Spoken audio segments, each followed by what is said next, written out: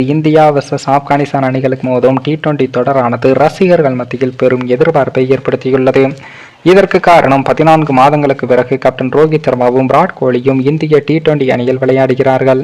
இதனால் இயல்பாகவே இந்த போட்டி மீதான ஆர்வம் ரசிகர்கள் மத்தியில் அதிகரித்து உள்ளது. மேலும் டி20 உலகக்கோப்பை தொடருக்கு முன் இந்தியா விளையாட போகும் கடைசி சர்வதேச டி20 தொடர் இது என்பதால் உலகக்கோப்பை அணியை தயார் செய்ய இந்த 2 தொடரும் மிகவும் முக்கியத்துவம் வாய்ந்ததாக கருதப்படுகிறது. இந்த நிலையில் தான் இரு அணிகளும் ஏற்கனவே அறிவிக்கப்பட்டு இருக்கிறது. இதில் இந்திய அணியில் ராகுல், ஜடேஜா, பும்ரா, சிராஜ் போன்ற வீரர்களுக்கு மட்டும் ஓய்வு வழங்கப்பட்டு இருக்கிறது.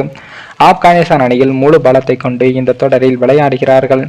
முதல் டி20 போட்டி வரும் 11ஆம் தேதியும், இரண்டாவது டி20 போட்டி 14ஆம் தேதியும், மூன்றாவது டி20 போட்டி 17ஆம் தேதியும் நடைபெற உள்ளது. இந்த போட்டிகள் அனைத்தும் இரவு 7 மணிக்கு நடைபெறுகிறது. அதே போல பொங்கல் விடுமுறை என்பதால் இந்த 3 போட்டிகளுக்குமே ரசிகர்கள் மகிழ்ச்சியுடன் பார்க்க முடியும்.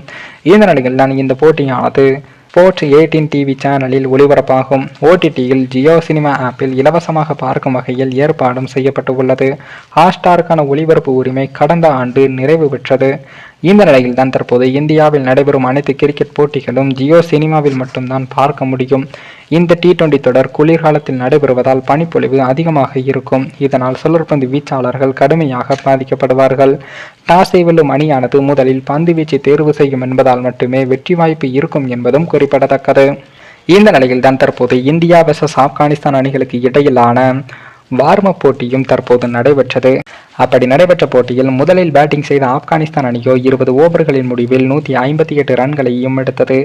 இதனை சேசிங் செய்ய களமிறங்கிய இந்திய அணியில் ஆரம்பத்தில் சில விக்கெட்டுகளை பறிகொடுத்தாலும் கடைசி நேரத்தில் சூப்பராக விளையாடினார்கள். அதிலும் கடைசி பந்தில் 7 ரன்கள் தேவை என்ற கடினமான சூழல் இருந்தபோது ஆப்கானிஸ்தான் பவுலர் நவீன் உல்ஹக் அவர்கள் ஒரு பாலை ஒய்டாக வீச அதன் கடத்து வீசிய பந்தில் நம்ம சிஎஸ்கே வீரர் சிக்ஸர் மணி அவர்கள், அதாவது சிவம் தூபே அவர்கள் அந்த பந்தை சிக்ஸருக்கு பறக்க விட்டு இந்திய அணிக்கு த்ரில்லான வெற்றியை தேடி கொடுத்தார் நம்ம சிவம் தூபே.